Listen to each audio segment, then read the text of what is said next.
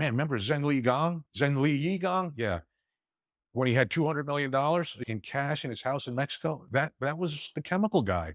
So when they realized that they could get, they being the drug cartels, they could get chemicals out of China and they basically have a limitless supply of synthetic drugs, why are you gonna still traffic in cocaine? Where do you think that relation started between the Mexican DTOs and the So, a Chinese? good question. Probably, I more know when than exactly how, right? Mhm. So what was her name? Feinstein, Barbara Feinstein ramrodded that Combating Methamphetamine Act, and I think it was around 2004 or 2005. And the issue prior to that was, I'm sure you remember, like smurfing and people buying over-the-counter Yep. ephedrine products, and methamphetamine production labs in the US were a real issue back then, and it was, especially in California, bad for the environment.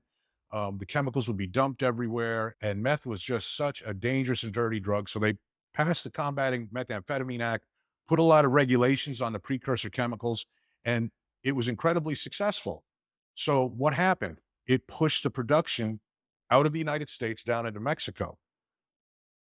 So it's not so much like it's not so much that there was some unique or weird relationship with Chinese chemical suppliers. It's just that China supplies most of the chemicals, a lot of the chemicals used around the world. Yeah.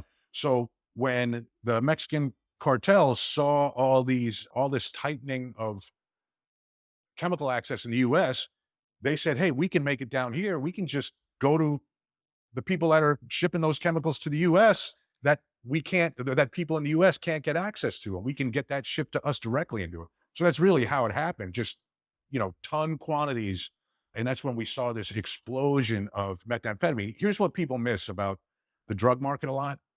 It's a supply determined market. That's what I call, right?